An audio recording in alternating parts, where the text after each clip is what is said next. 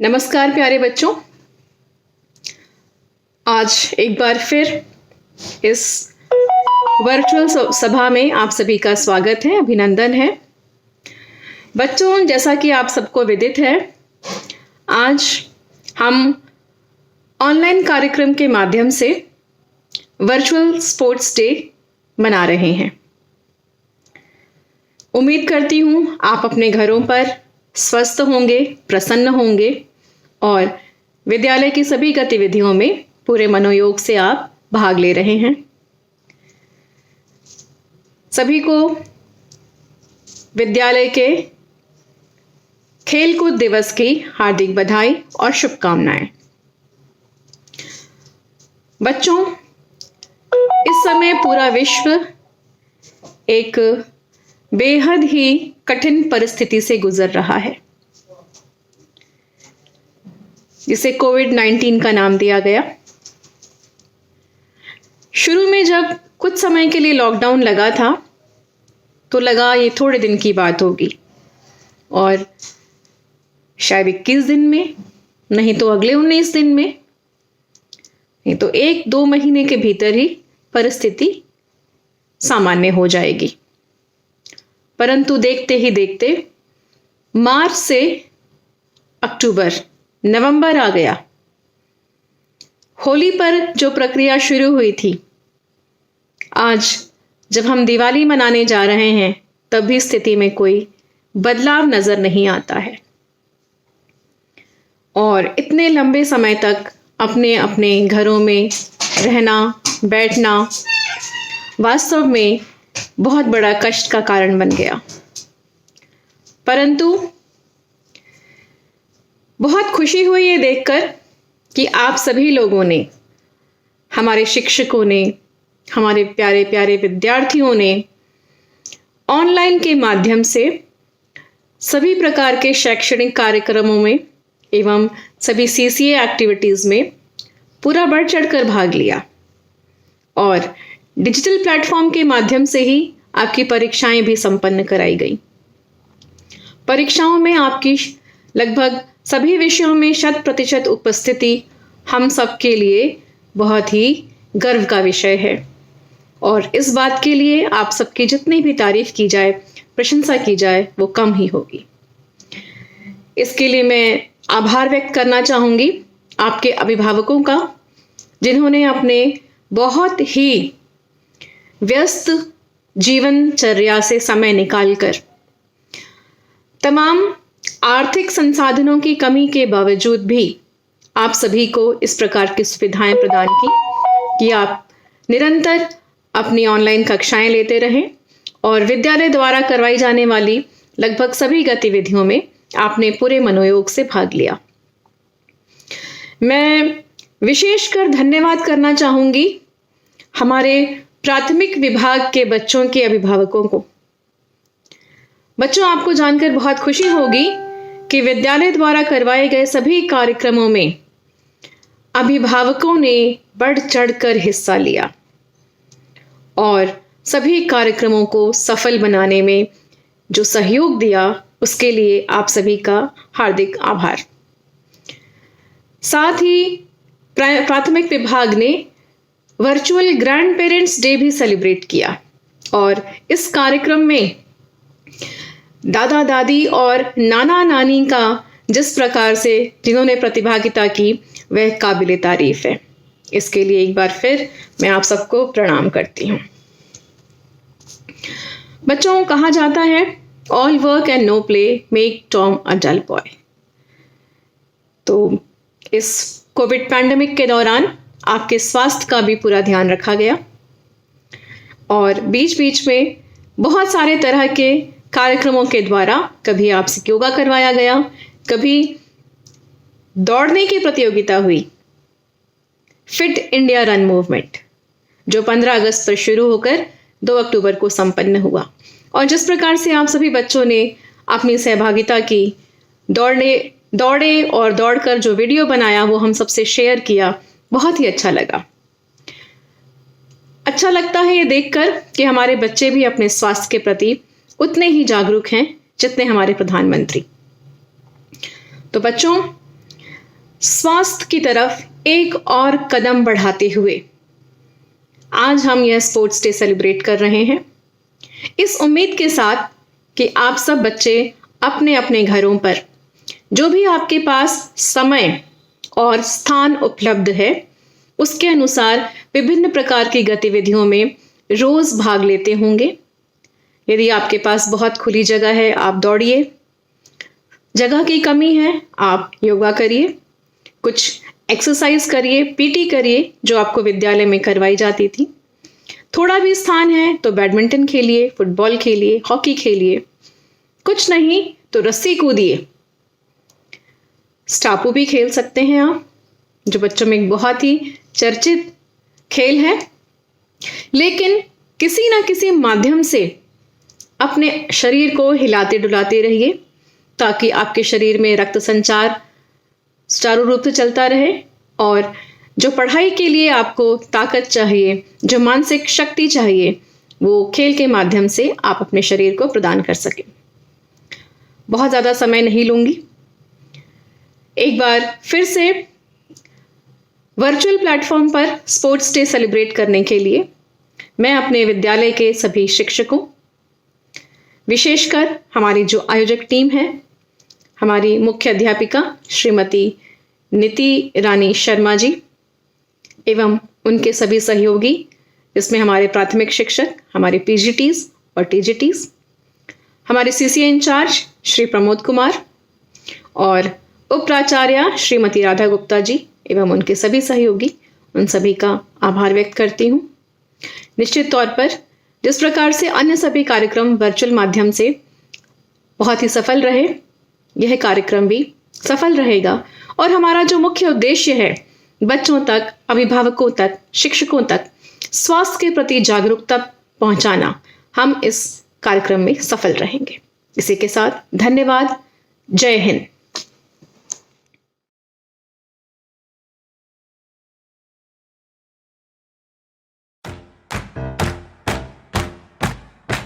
चलो मिलकर एक शुरुआत करें, चलो एक फैसला आज करें।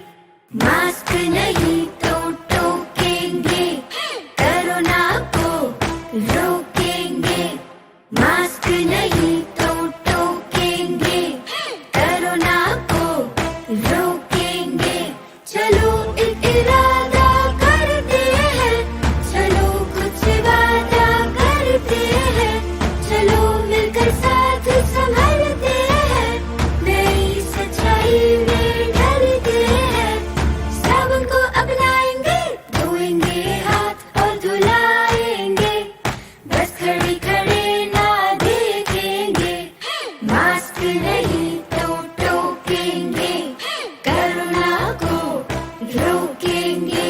ये सच है नहीं चुनौती है, मिलकर हमको लड़ना होगा।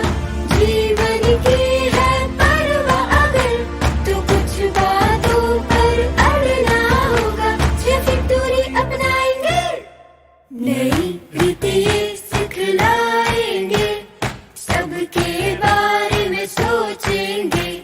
मास्क नहीं तो टोकेंगे, कोरोना को रोकेंगे। कोरोना महामारी के कारण स्कूल बंद थे, लेकिन पढ़ाई जारी थी। स्कूल दोबारा शुरू करने के लिए हमें कोरोना महामारी से बच्चों की सुरक्षा के लिए सरकारी नियमों का पालन करते हुए सफाई को अहमियत देनी होगी। हाँ बिल्कुल, हमें कई सावधानियां बरतनी होगी। मास्क, थर्मल स्क्रीनिंग, सैनिटाइजर और साबुन की व्यवस्था तो ग्राम पंचायत कर देगी। हमें स्कूल की साफ सफाई के लिए 1% सोडियम हाइपोक्लोराइड सॉल्यूशन भी चाहिए। ठीक है दीदी, हम उसका इंतजाम कर देंगे ताकि स्कूल के हर सामान की सभी सतहें समय पर साफ की जा सकें। बच्चों को हाथ धोने के लिए नल, पानी और साबुन की व्यवस्था भी करनी होगी। शौचालय और मूत्रालयों का रखरखाव और मरम्मत भी जरूरी है। सरपंच मैडम, पानी की टंकी साफ करनी होगी और खराब हैंडपंप की मरम्मत भी करनी होगी। ऐसा कीजिए, स्कूल प्रबंधन समिति द्वारा टंकियों की साफ सफाई शुरू करवा दें और पीने के पानी की हर रोज क्लोरिनेशन करने का जिम्मा भी उठा लें। सर, जो काम करवाने जरूरी हैं, उनकी सूची बनाकर ग्राम पंचायत को दे दीजिए। स्कूल को हर प्रकार की मदद करने की जिम्मेदारी हमारी है। मध्याह्न भोजन बनाने और परोसने के लिए सारे रसोइये मास्क, एप्रन और टोपी पहने। भोजन को सफाई से बनाएं और हाथ साफ रखें, इसकी भी निगरानी करनी होगी। इसके अलावा सभी बच्चों को 1 से 2 मीटर की दूरी पर बिठाना होगा। छुट्टी के समय बच्चों को थोड़े थोड़े समय के अंतराल पर छोड़ें, एक साथ न छोड़ें, ताकि 2 गज की दूरी रखी जा सके।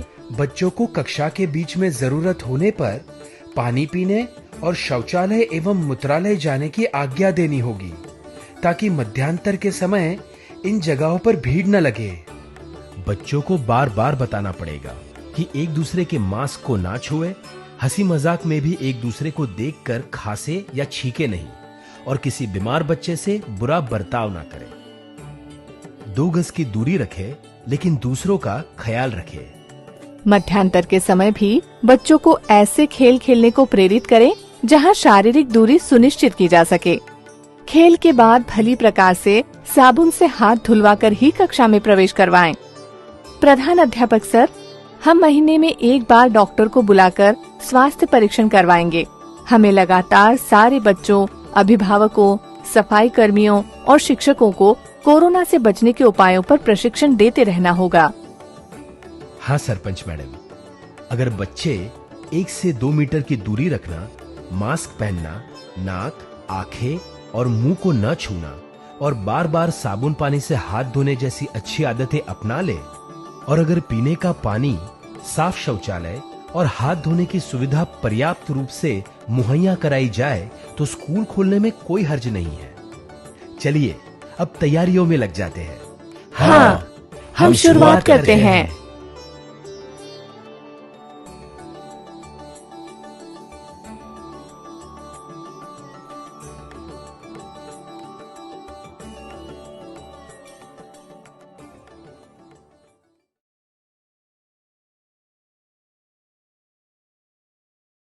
आचार्य महोदया, उपराचार्य महोदया, मुख्य अध्यापिका, समस्त साथीगण एवं प्यारे बच्चों, सभी को सुप्रभात।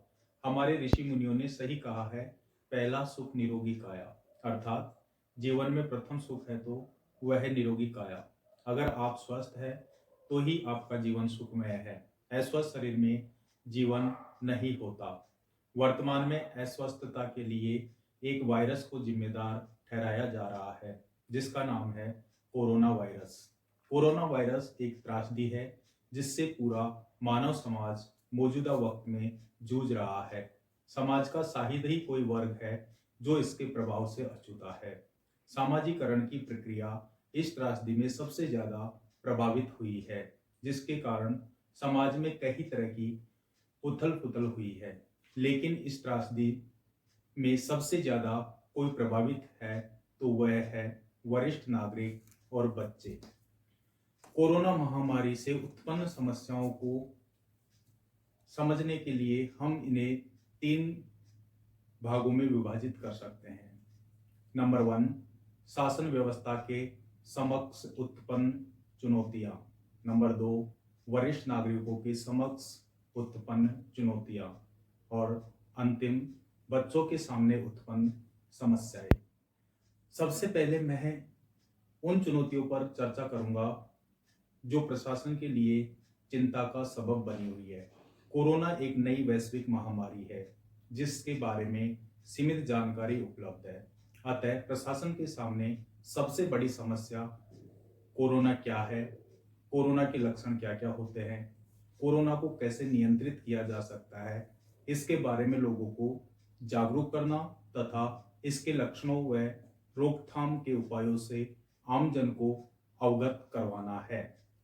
दोस्तों, यह बीमारी पोलियो महामारी के स्लोगन "एक भी बच्चा छूटा, सुरक्षा चक्र टूटा" पर सटीक बैठती है, क्योंकि कोविड-19 से प्रभावित एक भी कैरियर अगर छूट गया तो वह पूरी कम्युनिटी को संक्रमित कर सकता है। इसलिए प्रशासन के सामने यह बड़ी चुनौती है कि प्रत्येक व्यक्ति की जांच कर उन्हें समुचित उपचार किस प्रकार मुहैया कराया जाए।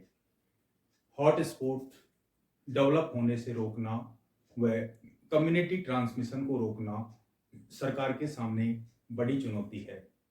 आइसोलेशन ऑफ कंट्री एक महत्वपूर्ण चुनौती है, क्योंकि ऐसी परिस्थिति में सभी प्रकार की आधारभूत सुविधाएं स्थगित करनी पड़ती है और इमरजेंसी सेवाएं भी संचालित नहीं हो पाती है, जिससे आमजन को विभिन्न प्रकार की परेशानियों का सामना करना पड़ता है। अब हम बात करते हैं उन चुनौतियों की जिनका सामना वरिष्ठ नागरिकों को करना पड़ता है। 60 वर्ष से अधिक के लोगों पर इस महामारी का प्रकोप सबसे ज्यादा होता है। इन लोगों में यह बीमारी एक बार हो जाती है तो स्वस्थ होने के बाद भी पोस्ट कोविड सिंड्रोम की संभावनाएं बनी रहती है। विभिन्न प्रकार की असाध्य बीमारियों जैसे asthma, hypertension, blood pressure, dementia, overweight, diabetes, cancer, kidney, heart patient, obesity जैसी बीमारियों से प्रभावित लोगों पर इस महामारी के दौरान दोहरी मार पड़ती है। एक तो उन लोगों में इस बीमारी के होने की संभावना ज़्यादा होती है, दूसरी लॉकडाउन के चलते इन असाध्य बीमारियों का ठीक से इलाज भी नहीं करा पाते हैं। अब हम बात करते हैं बच्चों के स्वास्थ्य पर होने वाले प्रभावों की। बच्चे जिनको प्रारंभिक अवस्था में एक उन्मुक्त और गतिशील वातावरण की आवश्यकता होती है, वे घर की चार दीवारी में कैद है। यूनाइटेड नेशंस की एक रिपोर्ट में कहा गया है कि लॉकडाउन के दौरान दुनिया भर के बच्चे सबसे ज्यादा पीड़ित हुए हैं। बच्चे इस महामारी के कारण फिजिकली एंड मेंटली दोनों रूप से पीड़ित हुए हैं। घरों में कैद बच्चे न तो किसी प्रकार की शारीरिक गतिविधियां कर पा रहे हैं और न ही अपने भावात्मक विचारों को अपने फ्रेंड्स के साथ शेयर कर पा रहे हैं, जिसके चलते बच्चों में मानसिक तनाव जैसे विकार उत्पन्न हो रहे हैं। बच्चों के मन और दिमाग में इस महामारी का भय व्याप्त है। परिवार के बड़े सदस्यों में घबराहट का असर बच्चों पर भी देखने को मिलता है। सोशल डिस्टेंसिंग के कारण बच्चों के माता पिता, परिवार व समाज के साथ पहले जैसे जुड़ाव या अच्छे संबंध नहीं रहे हैं। वे अन्य बच्चों से दूर हो गए हैं। पार्क्स, प्ले जोन व खेल कूद की जगह बच्चों के लिए सपने जैसी हो गई है। संसाधनों के अभाव में बड़ी संख्या में बच्चे ऑनलाइन क्लासेस नहीं कर पा रहे हैं, जिसका भी उनके स्वास्थ्य पर बुरा प्रभाव पड़ता है। कोरोना महामारी के चलते जो बच्चे अन्य बीमारियों से ग्रस्त है, उनके अभिभावक उन्हें अस्पतालों में ले जाने से डरते हैं। लॉकडाउन की वजह से जिन पेरेंट्स की नौकरी चली गई है, उनके बच्चों के मानसिक स्वास्थ्य पर इसका नकारात्मक प्रभाव पड़ा है। कोरोना वायरस से बचने के लिए इन बातों का ध्यान जरूर रखें। शारीरिक रोग प्रतिरोधक क्षमता को बनाए रखने के लिए पोषक गुणों से समृद्ध चीज़ों का सेवन करें। खांसी, जुकाम और सांस लेने में तकलीफ होने पर तुरंत डॉक्टर से संपर्क करें। सामाजिक दूरी के नियमों का पालन करें। नियमित साफ सफाई का ध्यान रखिए। मेडिटेशन को जीवन का हिस्सा बनाएं। सोशल मीडिया से दूरी बनाएं, अर्थात कोविड-19 से संबंधित समाचार सुनने से बचें। परिवार के साथ रहे, अकेले न रहे, म्यूजिक सुने और विभिन्न प्रकार के एंटरटेनमेंट की जो चीज़ें हैं उन पर ज़्यादा समय व्यतीत करें। In general, the more people you interact with, the more closely you interact with them, and the longer that interaction, the higher the risk of COVID-19 spread. So think about how many peoples will you interact with. Can you keep 6 feet of space between you and others? Will you be outdoor or indoor? What is the length of time that you will be interacting with peoples? Encourage social distancing, wear masks, wash hand frequently, limit contact with commonly touched surface and shared items.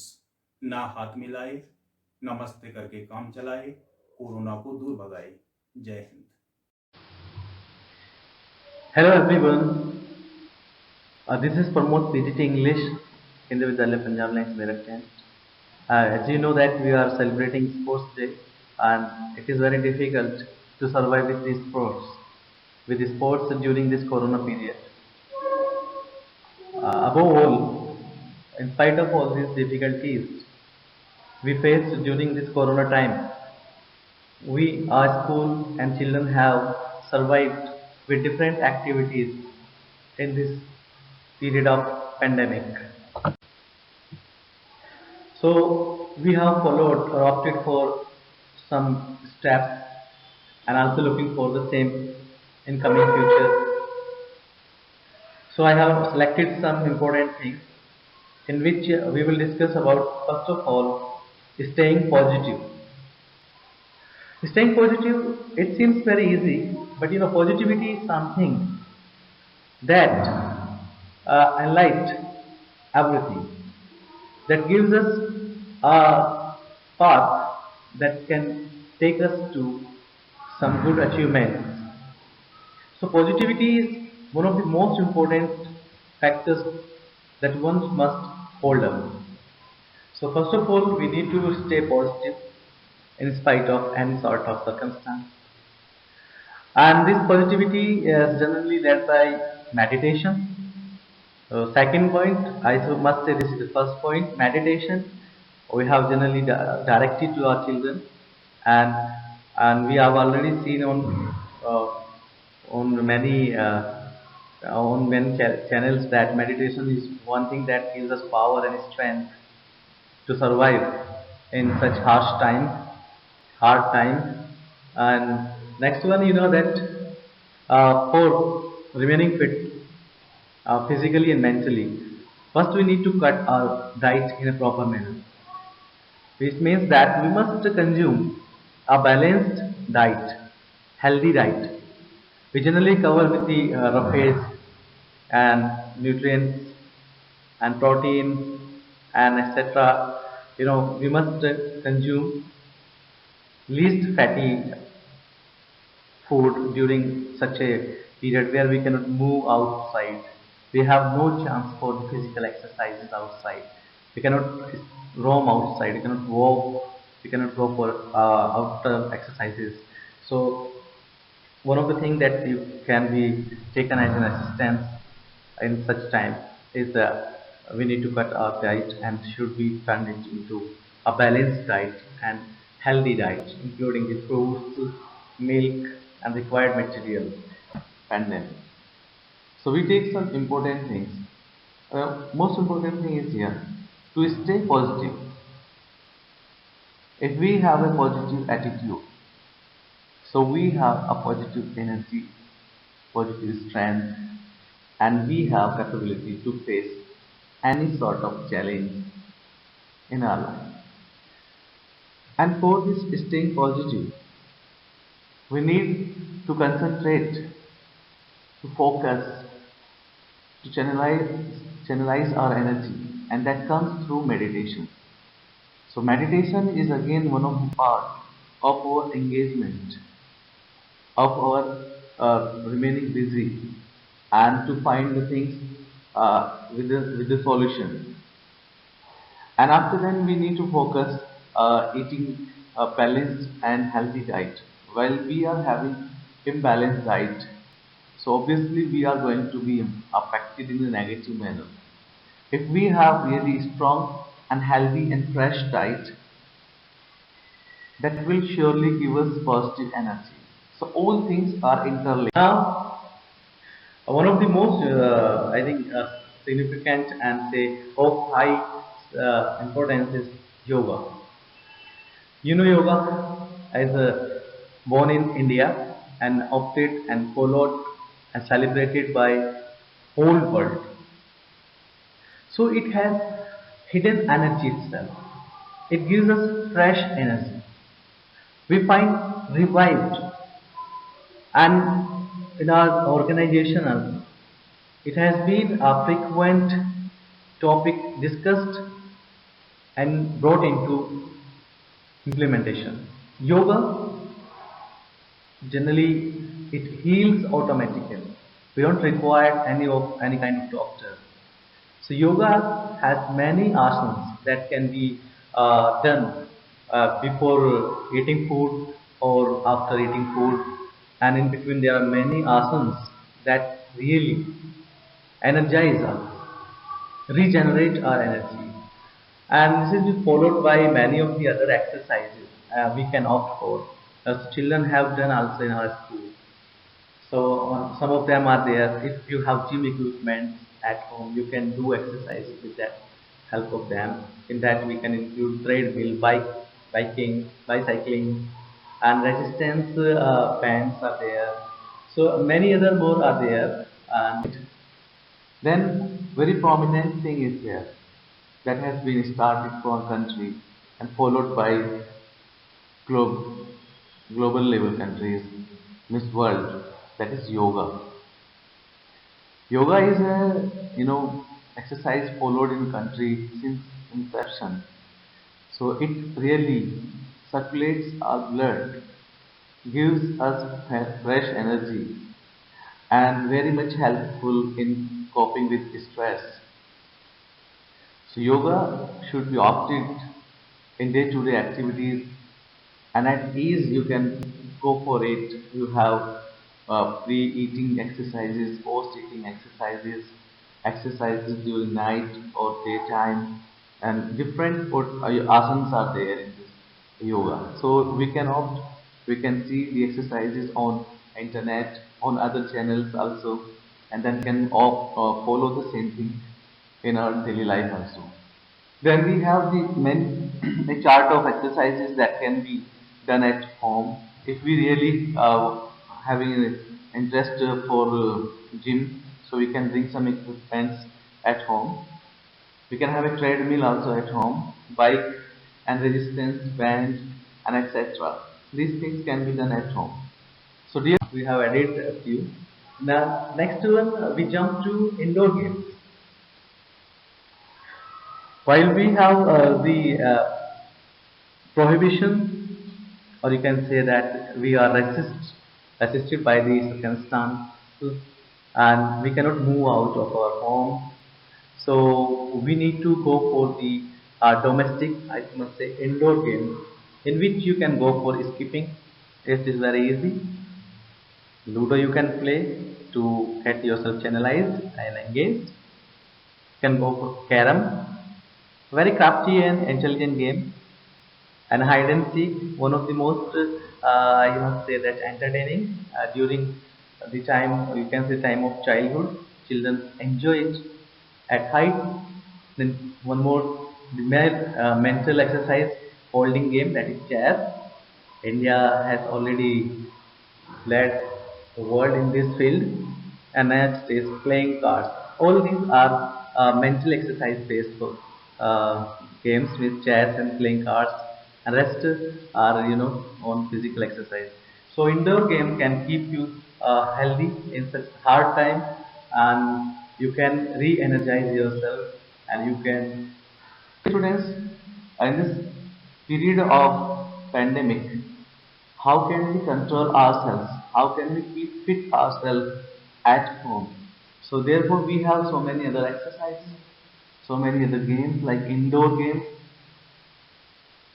in which we have skipping, ludo, carom, hide and seek, chess, and playing cards. So these are the indoor games, and it is very difficult to go out of home and play in parks, fields. Therefore, we have such games that can help us in engaging ourselves and keeping ourselves busy, or to pass our time and to channelize our energy in a positive manner. Continue with the some other exercises like Antakshari is one of the you can say one sort of playing at game, playing at home. Antakshari can be played with your family members. With the help of this, you will also interact with your family members, and you would feel rejuvenate and light in mode when it is a hard time. And generally, we do it at home, so there is a kind of social social and organizational values, they are connected with Antakshari. So puzzle is also one of the most important I must say, which takes our brain at its testing. So puzzles we must solve, and Sudoku also you can have. Generally we have newspaper online or newspaper, you can go for it. And I think that which is cannot be left out, that is sound sleep.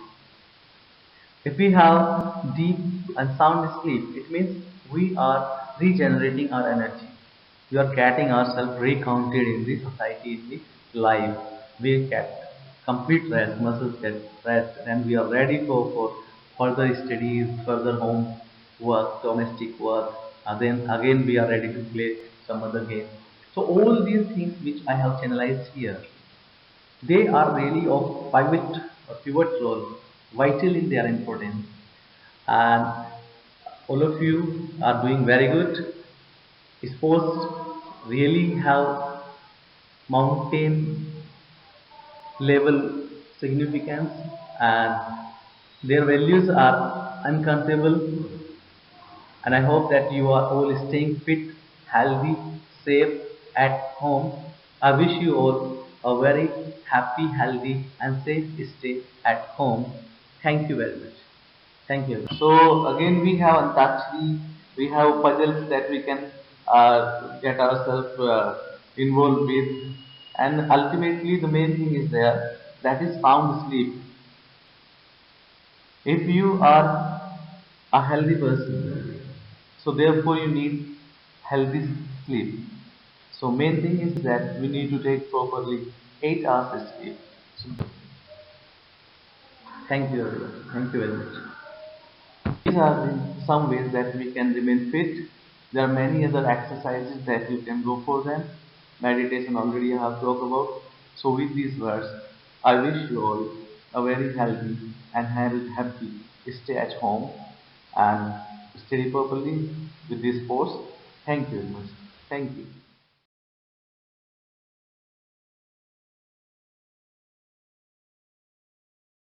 पिघला दे जंजीरें, बना उनकी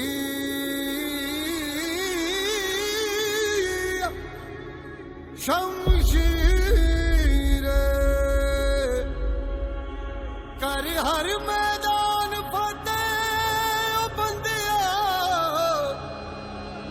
कर हर मैदान फतेह।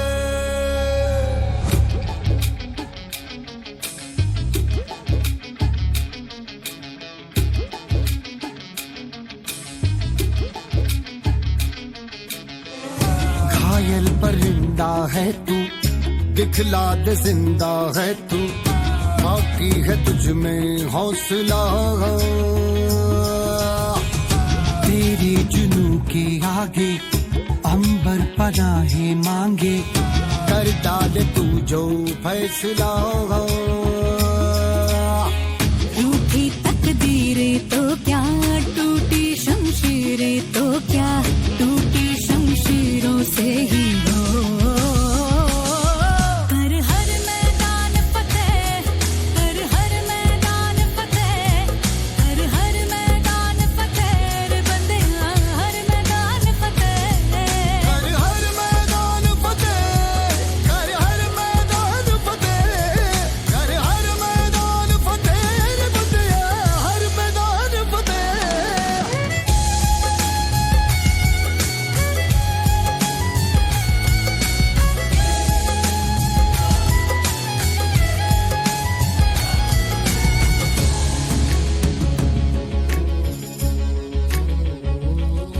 इन गर्दिशों के बादलों पे चढ़ के, वक्त का गिरेबा पकड़ के, पूछना है जीत का पता, जीत का पता। इन मुट्ठियों में चांद तारे भर के, आसमां की हद से गुजर के, हो जा तू भीड़ से जुदा, भीड़ से जुदा, भीड़ से जुदा। कहने को सर्रा है तू, लोहे का छर्रा है तू, टूटी शमशीरों से ही हो।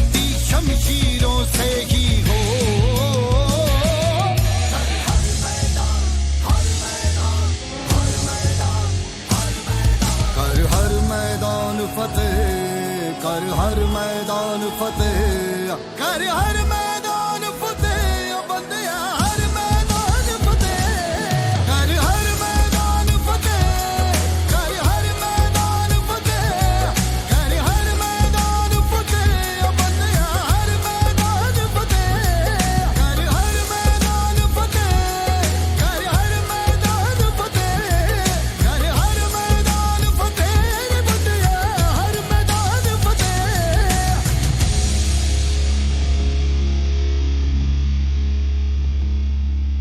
कर हर मैदान फतेह रे बंदिया, हर मैदान फतेह।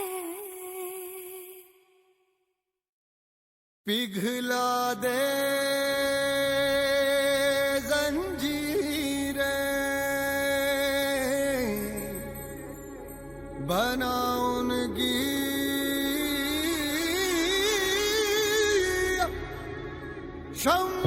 शमशीरें, कर हर मैदान फतेह, ओ बंदिया कर हर मैदान फतेह।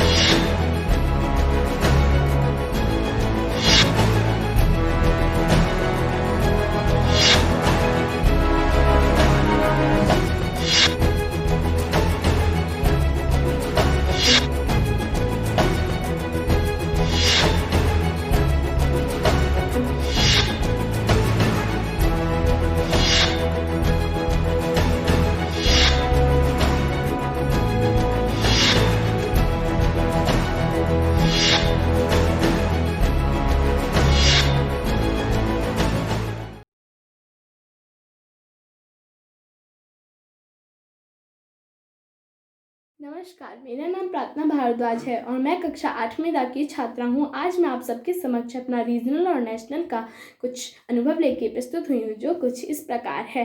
मैंने अपने खेल की शुरुआत असम से करी थी। वहाँ मैंने काफ़ी प्रतियोगिताओं में भाग लिया और प्रथम स्थान को प्राप्त करा था, जिससे मेरा खेल में इंटरेस्ट काफ़ी बढ़ चुका था। फिर मेरे पापा की पोस्टिंग भटिंडा आ गई। वहाँ पे मैंने 7th क्लास से रीजनल नेशनल खेलना शुरू कर दिया। जब मैं पहली बार रीजनल खेल रही थी, तब मैंने देखा हमारे पीटीआईओ ने 1 महीने पहले से ही हमारी रीजनल की प्रैक्टिस करानी शुरू कर दी थी और काफ़ी अच्छी प्रैक्टिस कराई जाती थी। हमारी डाइट का भी पूरी अच्छी तरीके से ख्याल रखा जाता था और हमें बताया गया था कि वहाँ पे सिंथेटिक ट्रैक पे कैसे दौड़ना है। फिर बारी आई हमारी रीजनल की। रीजनल में मैंने 100 मीटर रेस में सेकंड प्राइज़ और 200 मीटर रेस में फर्स्ट प्राइज़ को प्राप्त किया। उसके बाद मैं नेशनल के लिए सिलेक्ट हो गई। नेशनल से 10 दिन पहले हमारा एक कैंप लगा था 10 दिन का, जो कि हमारा प्रैक्टिस कैंप था। वहाँ पे हमारी टीचर्स ने काफ़ी बड़े पीटीआईओ को हायर किया और हमारी प्रैक्टिस करवाई और उन्होंने हमारी बहुत अच्छी प्रैक्टिस भी करवाई और हमारे खान पान का भी बहुत अच्छे से ध्यान रखा। फिर बारी आई नेशनल की। नेशनल में खेलते समय मैं काफ़ी घबराई हुई थी, पर फिर भी मैंने उसमें पार्टिसिपेट करा, पर मेरी कोई पोजीशन नहीं आई। फिर भी वहाँ के टीचर्स ने हमें काफ़ी ज़्यादा सपोर्ट करा। मैं बस आप लोगों से यही चाहती हूँ कि आप भी हमारे स्कूल के इवेंट्स में बढ़ चढ़कर पार्टिसिपेट करें और हमारे स्कूल का नाम रोशन करें। धन्यवाद। हेलो एवरीवन, मैं सेल्फ दीपांशु ठाकुर। आज मैं आपके साथ अपने रीजनल लेवल के फुटबॉल मैच का एक्सपीरियंस शेयर करना चाहता हूँ। मैं बताना चाहता हूँ कि मैं अपने मैच के लिए केवी डोगरा में गया था। जहाँ हम गए थे वहाँ सभी बच्चों का बहुत अच्छे से ध्यान रखा गया था। हमारे साथ सभी टीचर्स का बिहेवियर काफ़ी अच्छा था। वहाँ पर हम सभी बच्चों की फूड फैसिलिटीज़ पे भी काफ़ी ध्यान रखा गया था। मुझे बेस्ट थिंग ये लगी कि हमारे पेरेंट्स भी हमें चीयर करने वहाँ आ सकते थे। I learn so many things there. Award ceremony में सभी बच्चों को टीचर्स ने बहुत मोटिवेट करा। This is the best experience in my life. Thank you. नमस्कार मेरे प्यारे गुरुजनों, आज मैं रिया तेवतिया कक्षा 8वीं दा की छात्र आपके सामने अपने रीजनल के बारे में लेकर प्रस्तुत हुई हूँ। हम लोग बास्केटबॉल में थे, मैं और मेरी टीम। हम लोग बास्केटबॉल में थे। हम लोग खेलने के लिए गए थे मथुरा में। हमें बहुत मज़ा आया। वहाँ के टीचर्स और हमारे टीचर्स भी बहुत अच्छे थे कि उन्होंने हमारा पूरा ध्यान रखा। हमें किसी भी चीज़ की कोई कमी नहीं होने दी, ना हमें खान पान की कमी थी। सारी वहाँ पे फैसिलिटीज़ थी और वहाँ पर बास्केटबॉल कोर्ट भी था जहाँ पे हम प्रैक्टिस कर सकते थे। वहीं पर ही हमारा जो मैच होता था, वहीं पर ही हमारा मैच भी होता था। वहाँ पर ही हम प्रैक्टिस करते थे। हमें शाम को बिल्कुल भी, दोपहर को हमें बिल्कुल भी खेलने नहीं दिया जाता था, क्योंकि वहाँ पर बहुत धूप होती थी। उन्हें डर रहता था कि कोई भी बच्चा बेहोश होकर ना गिर जाए, इसलिए वो एक भी बच्चे को दोपहर को निकलने देते ही नहीं थे बाहर। अपने रूम में ही रहने को बोलते थे वो लोग। वहाँ पे हमें हेल्दी रखने के लिए सुबह सुबह जब हमारा मैच हो जाता था तो हमें एग और दूध भी दिया जाता था, ताकि हम हेल्दी रहें। वहाँ पे हमें किसी भी चीज़ की कोई कमी नहीं हुई। वहाँ पे हमारा दूसरा स्थान आया था और पहला स्थान डोगरा लाइन्स का आया था। अगर हमारा पहला स्थान आता तो हम शायद नेशनल में भी जा सकते थे, बट हमारा दूसरा स्थान आया था। फिर भी हमें कोई दुख नहीं हुआ। चलो, हमारा कुछ तो आया। धन्यवाद। मेरा नाम युवराज सिंह थिंग है। मैं कक्षा 8वीं या का छात्र हूँ। मेरा स्कूल केंद्रीय विद्यालय पंजाब लाइन है, जिसकी तरफ से मैं पिछले साल फुटबॉल में रीजनल गया था आगरा। हम बस के द्वारा गए थे। वहाँ पे बहुत सारी टीमें आ रखी थी, जिनमें से हम 5th आए। हम वहाँ पे बहुत अच्छा खेले। वहाँ के सारे स्कूल के टीचरों ने हमें बहुत सारा प्यार दिया। 5th आने पर हमें सर्टिफिकेट भी दिए गए। हम वहाँ पे बहुत मज़ा करके आए। हम 2 दिन के लिए गए थे। हमारे स्कूल की तरफ से 2 सर भी गए थे हमारे साथ। वहाँ पे रहना खाना बहुत अच्छा था। मेरा अनुभव भी वहाँ पे बहुत अच्छा रहा। इस बार भी मेरा सिलेक्शन हुआ था रीजनल के लिए। पर इस बार कोरोना के कारण हम नहीं जा पाए। आशा करता हूँ कि मैं अगले साल रीजनल जाऊं और अपने स्कूल को जिताऊं। धन्यवाद।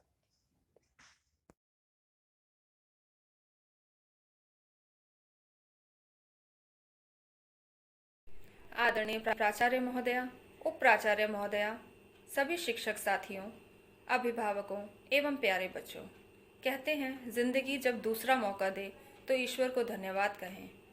आज सर्वप्रथम मैं ईश्वर को धन्यवाद देती हूँ जिन्होंने इस वैश्विक महामारी में भी हम सभी को स्वस्थ व सुरक्षित रखा तथा सीखने सिखाने के एक अभूतपूर्व तरीके से रूबरू करवाया। तभी आज आप जैसे छोटे छोटे बच्चे प्रतिदिन ऑनलाइन माध्यम से अनेक गतिविधियों में प्रतिभाग कर रहे हैं। मैं पूरे विद्यालय परिवार की ओर से सभी बच्चों तथा उनके अभिभावकों को कोटि कोटि धन्यवाद देती हूँ और मुझे पूरी उम्मीद है कि आप सभी का सहयोग हमें इसी प्रकार आगे भी प्राप्त होता रहेगा। मैं धन्यवाद देना चाहूँगी विद्यालय के प्रत्येक शिक्षक का जिन्होंने इस कार्यक्रम को सफल बनाने में अपना योगदान दिया। खास तौर से विद्यालय की आईटी टीम के प्रभारी श्री नवीन सर का तथा उनके सहयोगी श्री संदीप सर का जिन्होंने इस कार्यक्रम को सजीव रूप दिया। साथ ही मैं धन्यवाद देती हूँ कला शिक्षिका श्रीमती प्रिया मैडम को, Shri RP Meena sir, Shri Pramod sir, Shri Arif sir, Shri Jaideep sir, Shrimati Ritu madam तथा श्रीमती नमिता पवार जो कि संगीत शिक्षिका हैं, जिनके प्रयासों से इस कार्यक्रम में 4 चांद लग गए। इसी क्रम में मैं अगला धन्यवाद प्रेषित करती हूँ विद्यालय की उप प्राचार्य मैडम श्रीमती राधा गुप्ता जी का, जिन्होंने अपने मार्गदर्शन से इस कार्यक्रम को मूर्त रूप प्रदान किया। कहा जाता है plans means something but planning means everything, और इस पूरे कार्यक्रम की आधारशिला हमारे विद्यालय की प्राचार्य मैडम श्रीमती लक्ष्मी सिंह जी का मैं हृदय की गहराइयों से धन्यवाद ज्ञापित करता तथा जिनके मार्गदर्शन एवं निर्बाध सहयोग से इस कार्यक्रम को सफलता के शिखर तक पहुंचाया जा सका।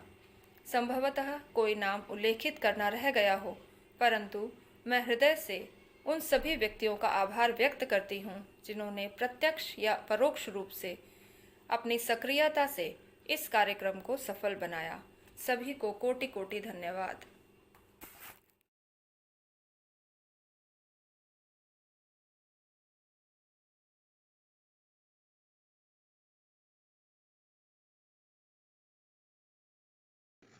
राष्ट्रगान। जय